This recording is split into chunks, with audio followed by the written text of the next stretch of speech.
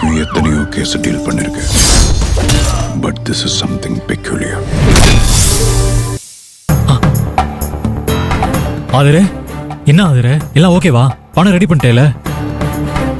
என்ன ஆதிரே? இல்லங்க, பணம் கிடைக்கலங்க.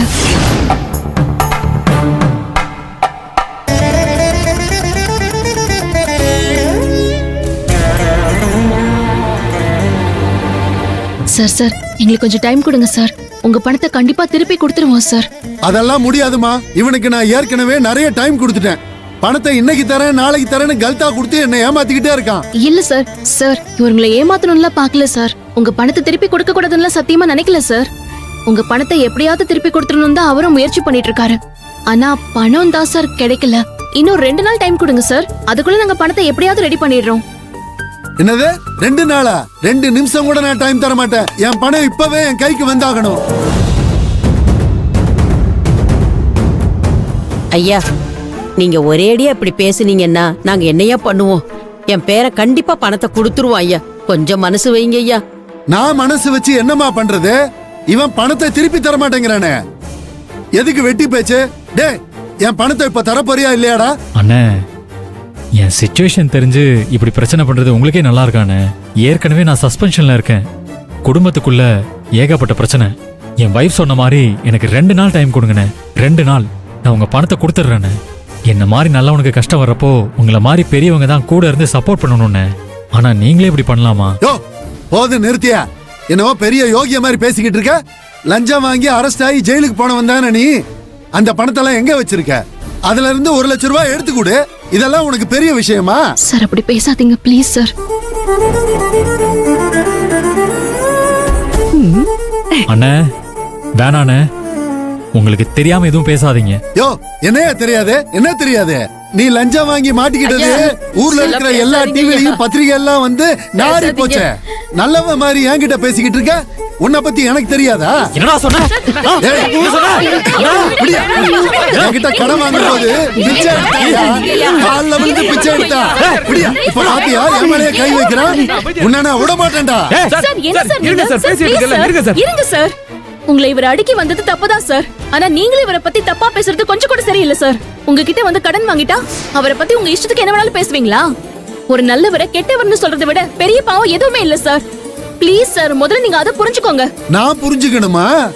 நான் கொடுத்த பணத்தை கேட்டா உன் புருஷன் என்ன அடிக்க வருவான். நீ எனக்கே பாடம் நடத்துவியா? இப்ப சொல்றேன், நல்லா கேட்டுக்க. இன்னைக்கு சாயந்தரம் வரைக்கும் டைம் கொடுக்கறேன். அதுக்குள்ள நான் கொடுத்த 1 லட்சம் ரூபாய் என் கைக்கு வந்து சேரலனா வீடு குடும்பம் பொம்பளை குழந்தை குட்டி கௌரவன் எதையும் பார்க்க மாட்டேன். உள்ள பூந்து நாசம் பண்ணிட்டு போயிருவேன். ஜாக்கிரதை. வாங்கடா.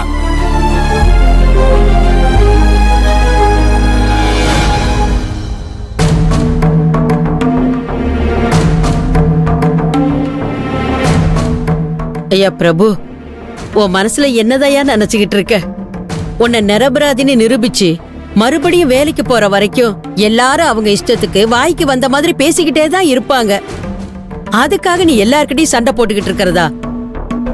அதுவும் கடன் கொடுத்தவன் அப்படி இப்படின்னு முன்ன பின்ன வார்த்தைகளை விடத்தான் செய்வான்ப்பா. அதுக்காக கோவப்பட்டு அடிக்க போனா இதெல்லாம் சரியாயிடுமா? நீ மட்டும் கோவப்படாம கொஞ்சம் அமைதியா இருந்திருந்தேன்னா ஆதிர அந்த ஆளுகிட்ட பேசி எப்படியாச்சும் 2-3 நாள் டைமாவது வாங்கியிருக்கோம்.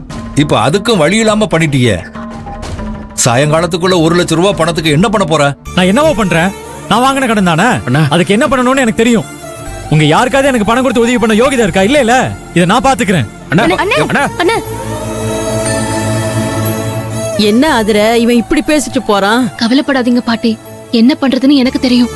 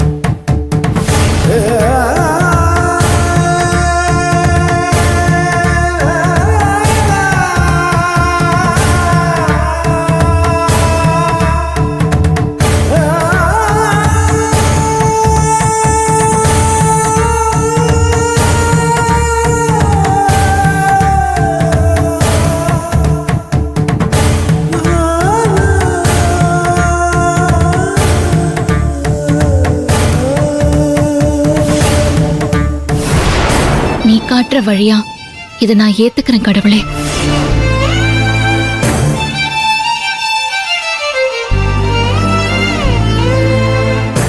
ச்சே, என்ன பேச்சு பேசிட்டான். இன்னைக்கே எப்படியாவது பணத்தை புரட்டி அவன் மூஞ்சில வீசி அடிக்கணும். என்ன பண்றது?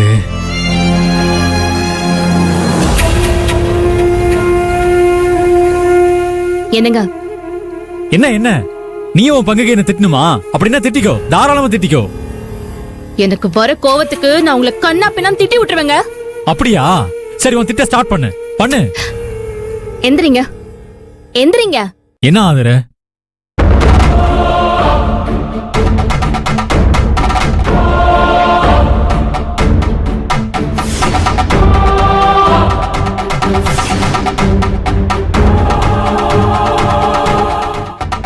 இந்த மஞ்ச கைத்தை என் கழுத்துல கட்டு. ஏன்? உன் தாலி செயின் கழுத்துல தானே இருக்கு. தாலி செயின் தான் இருக்கு. அப்புறம் எதுக்கு இதை கட்ட சொல்ற? சொல்றேன், இந்த தாலி செயின் கொஞ்ச நாளைக்கு விருந்தாளியா போகுது. நீ என்ன சொல்ற ஆதுர? என்னங்க நீங்க இன்னுமா உங்களுக்கு புரியல? இந்த தாலி செயினை கழட்டி தரேன், இத அடமான வச்சு பணத்தை வாங்கிட்டு வாங்க. இல்ல ஆதுர, அதெல்லாம் ஒண்ணு வேணாம். நான் எப்படியாவது பணத்தை புரட்டுறேன். எப்படி புரட்டுவீங்க? யார்கிட்ட கேப்பீங்க? சும்மா பிடிவாதம் பிடிச்சிட்டு இருக்கிறதுல எந்த பிரயோஜனமும் இல்ல சொல்லிட்டேன். பிராக்டிக்கலா யோசிச்சு பாருங்க. இப்போதைக்கு இதை விட்டா வேற வழி இல்ல நமக்கு. இங்க பாருங்க, ஒன்னும் யோசிக்காதீங்க. இந்த தாலி செயினை அடக வச்சீங்கன்னா எப்படியாவது 2 லட்சமாவது கிடைச்சிரும். அதுல 1 லட்சத்தை வச்சு கடனை அடைச்சிட்டு இன்னொரு 1 லட்சத்தை வச்சுட்டு ஒரு 3-4 மாசத்துக்கு குடும்ப செலவை எப்படியாவது சமாளிச்சிடலாங்க.